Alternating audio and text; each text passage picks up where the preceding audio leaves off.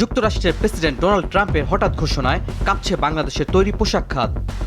এক চিঠিতে ট্রাম্প জানিয়েছেন, আগামী 1 আগস্ট থেকে বাংলাদেশের সব রপ্তানি পণ্যের উপর 35% অতিরিক্ত শুল্ক বসবে, যার ফলে পোশাক রপ্তানিতে মোট শুল্ক দাঁড়াবে প্রায় 50%। এমনকি ট্রান্সশিপমেন্ট বা অন্য দেশে ঘুরে পাঠানো পণ্যের ক্ষেত্রেও এই শুল্ক প্রযোজ্য হবে। এই খবরে চরম উদ্বেগ ছড়িয়ে পড়েছে দেশের পোশাক কারখানা মালিকদের মধ্যে। অনেকে বলছেন, এটি কার্যকর হলে যুক্তরাষ্ট্রে রপ্তানি অর্ধেকে নেমে আসতে পারে, বন্ধ হয়ে যেতে পারে শত শত কারখানা, ব্যাপক ছাঁটাইয়ের মুখে পড়তে পারেন লাখ লাখ শ্রমিক।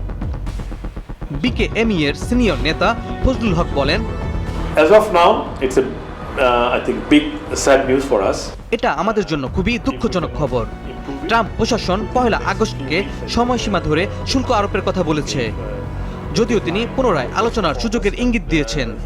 কিন্তু বাস্তবতা হলো, গত 3 মাসেও আমরা কিছু করতে পারিনি। Because in 3 months we could not do anything, to be very honest.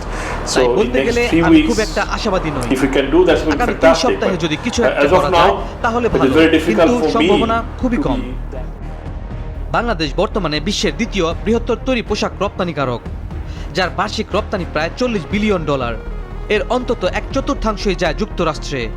ফলে এই শুল্ক সরাসরি দেশের বৈদেশিক আয় এবং কর্মসংস্থান উভয়কেই হুমকির মুখে ফেলবে। বিজিএমই এর সাবেক পরিচালক ও কারখানা মালিক মহিউদ্দিন রুবেল বলেন, USA is the single largest importing country of apparel. যুক্তরাষ্ট্র বাংলাদেশের পোশাক রপ্তানির সবচেয়ে বড় বাজার। এটা শুধু $8 বিলিয়ন ব্যবসা নয়, এতে শ্রমিক উন্নয়ন, কারখানা উন্নয়ন, কমপ্লায়েন্স সহ অনেক ক্ষেত্রে আমরা বিনিয়োগ করেছি। তাই এই শুল্ক বৃদ্ধি আমাদের শুধু আর্থিক নয়, মানসিক ও সম্পর্কগতভাবে প্রভাবিত করবে। এর আগে এপ্রিল মাসে ট্রাম্প প্রশাসন 37% শুল্ক আরোপ করেছিল বাংলাদেশের পণ্যের উপর।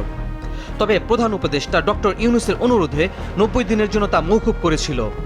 সেই সময়সীমা শেষ হওয়ার আগেই আবারও নতুন করে শুল্ক আরোপের ঘোষণা এসেছে।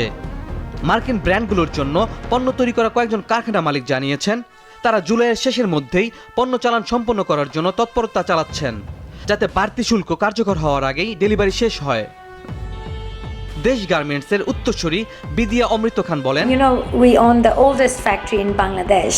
আমরা দেশের সবচেয়ে পুরনো গার্মেন্টস কারখানার মালিক। যদি এই শুল্ক দিতে হয় তাহলে আমাদের জন্য সব শেষ হয়ে যাবে। শুধু বাংলাদেশ নয়, এবার একসঙ্গে 14টি দেশের পণ্যের উপর বাড়তি শুল্ক বসাতে যাচ্ছে যুক্তরাষ্ট্র। এসব তথ্য ট্রাম্প নিজের ট্রুথ সোশ্যাল অ্যাকাউন্টে প্রকাশ করেছেন।